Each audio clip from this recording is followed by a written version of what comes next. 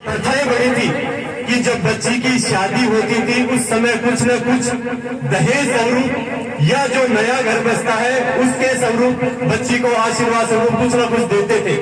लेकिन इस प्रतिस्पर्धा ने हमारे राजपूत समाज में जो हम पैसा कमाते गए, राजपूत समाज ने प्रतिस्पर्धा के चक्कर में, चाहे मेरे पास व्यवस्था है या नहीं है, लेकिन अगर मेरे भाई ने दोनों हाथों का गहना दे दिया, गाड़ी दे दी, तो मैं भी कहीं न कहीं से व्यवस्था करूंगा। अभी बात चल रही थी कि जमीन बेचे नहीं, जमीन वो नहीं बेच रहे, जमीन हम बिचा रहे हैं, और वो भी दहेज के मार्फत। आज अगर राजपूत समाज की ज्यादातर जमीनें बिक रही है तो वो सिर्फ दिखावे के कारण से। 25 साल की हम मेहनत करते हैं, लेकिन 3 घंटे के दिखावे के चक्कर में हम हमारी जमीनें बेच देते हैं। अभी बहुत जैसे दलपत सिंह ने कहा कि राजपूत समाज के बच्चों को यहाँ पे सम्मान किया गया, वो राजपूत समाज के बच्चे गौरव है, गर्व है हमें उन पर, लेकिन वो गर्व शर्म से कब से झुक जाता है जब उन्हीं के माता पिता या वो बच्चा बच्ची वालों से मांग कर देता है कि हमारे को 11 लाख 21 लाख दोनों हाथों का गहना गाड़ी घोड़े चाहिए। एक तरफ तो आप कहते हो कि मेरा बच्चा सक्षम हो गया, और दूसरी तरफ आप अपने जो सगे बनने जा रहे हैं उनके सामने झोली फैला देते हो।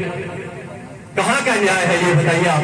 हर कुछ सब कुछ बच्ची के पिता पर लागू होता है। जब से बच्ची की सगाई होती है तब से लेकर जब तक बच्चे की मृत्यु ना हो जाए तब तक। इस विषय पर गौर करना चाहिए हमें कि राजपूत समाज आज अगर आर्थिक रूप से पिछड़ रहा है तो इसका सबसे बड़ा, अगर मैं किसी को गुनाह मानता हूं तो वो दहेज जैसी कुप्रथा है। इस कुप्रथा पर हम सबको मिलकर भी लगाम लगानी चाहिए। हम तो सिर्फ विचारों के माध्यम से समाज में जागृति लाने का काम कर रहे हैं कि किसी भी तरह से राजपूत समाज सुधर जाए, राजपूत समाज के ये बात समझ में आ जाए कि आने वाली बच्ची जो बहू हमारे घर के बन के आ रही है वो भी किसी की बेटी है, और उस बेटी के पिता के सामने हम झोली क्यों फैलाते हैं? जिस तरह से हम अपनी जमीन की बोली लगाते हैं, जानवर की बोली लगाते हैं, आप समाज के सामने अपने बच्चे की बोली लगा रहे हो नहीं लगा रहे हो, हकीकत लगा रहे हैं। इस बच्ची के या बच्चे की बोली लगाना बंद करो। सक्षम हो गया है तो मांगना बंद करो। फिर कहते हो लंबी चौड़ी एक लिस्ट दे दी जाती है बच्ची के पिता को कि आने वाले समय में जब बच्ची की शादी होती है तो आप 2 हाथों के गहना गाड़ी घोड़े बुआ सा काकी सा दादी सा जो भी है उन सबके भी अंगूठी चेन वगैरह देंगे। क्यों साहब? फिर 2 महीने या महीने बर्बाद में चर्चा होती है कि बच्ची संस्कारी नहीं है। उस लिस्ट के अंदर आपने संस्कार तो मांगे ही नहीं थे, वो बच्ची संस्कार लेके कहां से आएगी? और मैं तो कहता हूं कि वो बच्ची आखिर काम भी क्यों करी? क्योंकि आपने अपने बच्चे की बोली लगाई है, बच्ची के पिता ने उसको खरीदा है, तो वो बच्ची संस्कारी आएगी कहां से? उसने देखा है, परिस्थितियां देखी है, आपके मोल को देखा है कि मेरे बच्चे मेरे पिताजी जब मेरी सगाई करने के लिए गए तो मेरे पिताजी को सामने वालों ने कितना मजबूर किया, कितना लाचार किया, हर चीज के लिए लाचार किया। इतनी जवानी होनी चाहिए, इतनी अंगूठियां होनी चाहिए, इतनी चेन होनी चाहिए। क्यों? आपके बच्चे की सगाई हो रही है, अगर आपको इतनी खुशी है तो आपके काकी सा दादी सा बुआ सा आपके है ना, तो आप दो ना, उनसे क्यों मांग रहे हो? खुशी तो आपके घर में भी है।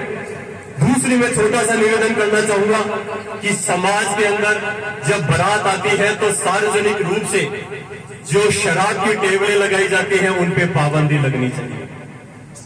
दिखावा प्रथा में हम लोग बहुत बर्बाद हो चुके हैं। मेरा मानना है या आप सबका भी यही मानना होगा कि वो व्यवस्था हम करते हैं तो बारात के लिए करते हैं। आप सब सामने बुजुर्ग बैठे हो, जब पहले बारात आती थी तो बारात भवन में 5-7 बोतल या पेटी 2 पेटी दे देते थे, यही व्यवस्था है। लेकिन दिखावा प्रथा ने हमारे को वो व्यवस्था को कुप्रथा हमने बना दिया, उस प्रथा को कुप्रथा का रूप दे दिया। आज बड़े बड़े टेंट लगा दिए जाते हैं, वहां पर आमजन 36 कौमों के लोग हमारे जो व्यापारी हैं वहां पे आते हैं और हम उनके कंधे पे हाथ रखकर उस टेंट में ले जाते हैं और उनको शराब पिलाते हैं, और फिर वही लोग हमारे समाज की बहन बेटियों का हमारा वीडियो बनाते हैं और सोशल मीडिया पे डालते हैं। तो मैं हाथ जोड़कर बार-बार आप सभी आज इस जयंती पर एक प्रण लेके जाए। मैं सभी का नहीं कहता, लेकिन जिसने भी अगर 5-10 आदमियों ने भी यहाँ पे प्रण ले लिया कि आने वाले समय में मैं मेरे बच्चे की बोली नहीं लगाऊंगा और सार्वजनिक रूप से शराब का बहिष्कार करूंगा। आपको देनी है, बारात मांगती है, दीजिए, लेकिन वहां पर जहां पर आपने बारात को रुका रखा है, जिसे हम बारात भवन कहते हैं, सार्वजनिक रूप से इन दो चीजों का आप दिखावा बंद कर दो। हम बच्चे वालों से ये कहते हैं कि आप मांग मत कर दो, बच्ची के पिता से ये कहते हैं कि आप दिखावा बंद कर दो। अगर आपने इन दो चीजों में भी सुधार कर लिया तो समाज में बहुत बड़ा परिवर्तन हो जाएगा। बच्चे के पिता से एक ही निवेदन, मांग ना करे, बच्चे की बोली ना लगाए। बच्ची के माता पिता से एक निवेदन, उसका दिखावा ना करें, क्योंकि आप सक्षम हैं, आप दे सकते हैं, लेकिन आपका भाई, आपका देवर, आपका पोता या पोता वो नहीं दे सकता, तो मजबूरी बस उसको कहीं ना कहीं जमीन बेचनी पड़ेगी। इसलिए आज इस विचारधारा को 2.5-3 साल से हम लोग गांव-गांव घूम कर प्रचार कर रहे हैं, राजपूत समाज को जागृत करने का प्रयास कर रहे हैं। राजस्थान से बाहर भी 8-10 राज्यों में हम जा चुके हैं, वहां पर अच्छा रेस्पॉन्स मिल रहा है। लेकिन राजस्थान में अगर कहीं न कोई प्रचार, सिर्फ 5 या 6 जिले हैं जिनके अंदर ये सारी प्रथाएं चल रही है। अपने जोधपुर से लेकर झुंझुनू तक आप चले जाइए, इससे आगे अगर आप धौलपुर, सवाई माधोपुर, बाड़मेर वगैरह जाओगे, वहां पे मांग जैसी कोई चीज नहीं है। लेकिन इन 5 से जिलों के जो हम राजपूत समाज के लोग हैं, इन्होंने इतनी ज्यादा कुप्रथाएं फैला दी है। और आजकल तो दारू में भी ब्रांड होने लगे, बेग पाई पर बचा, इनको तो आपको कोई पूछता ही नहीं है, उसमें भी 4-5 हजार की दारू। आज एक छोटा सा उदाहरण देना चाहूंगा। आप बच्ची की शादी में 50 से 60 लाख रुपए खर्च करते हैं ना, मामूली में 20-30 लाख भी होते होंगे। लेकिन कभी आपने सोचा है उस बच्ची का आपने अकाउंट यानी खाता भी खुला रखा है क्या? उस बच्ची का किसी बैंक में खाता खोला हुआ है क्या? मेरे ख्याल से नहीं है। अगर खाता खोला हुआ भी है तो उस बच्ची के अकाउंट में क्या 5 या 10 हजार रुपए भी है? नहीं है। फिर ये लाखों रुपए आप किस लिए लुटा रहे हो? सिर्फ समाज को दिखाने के लिए? छोटी सी बात आप लोगों के समझ में क्यों नहीं आ रही कि सिर्फ 3-4 घंटे के दिखावे के चक्कर में हम खुद तो बर्बाद हो ही रहे हैं, लेकिन हमारे समाज को भी बर्बाद कर रहे हैं, कलंकित कर रहे हैं। कलंकित इसलिए शब्द बोल रहा हूं क्योंकि हम हमारी जमीन को, जो मां कहते हैं, उस जमीन को बेचना पड़ रहा है, इस मजबूरी की वजह से बेचना पड़ रहा है। तो ये क्योंकि समय की पाबंदी इन्होंने पहले लगा दी। आज सामने बैठे हैं, 2-1 बातें और छोटी छोटी शॉर्ट में जल्दीबाजी में कहना चाहूंगा। आज नावा टेवा कुंडली के चक्कर में भी कई रिश्ते नहीं होते। आप सब बुजुर्ग सामने बैठे हैं, दादी साहब वगैरह भी सामने बैठे होंगे, आप उनसे पूछो उस समय कोई कुंडली मिलान नहीं होता था, कोई लगन मिलान, आपके बारात में जाते और दूसरे की भी शादी करके ले आते थे, और वो रिश्ते आज भी निभ रहे हैं। आप सब सामने उदाहरण बैठे हैं इसका।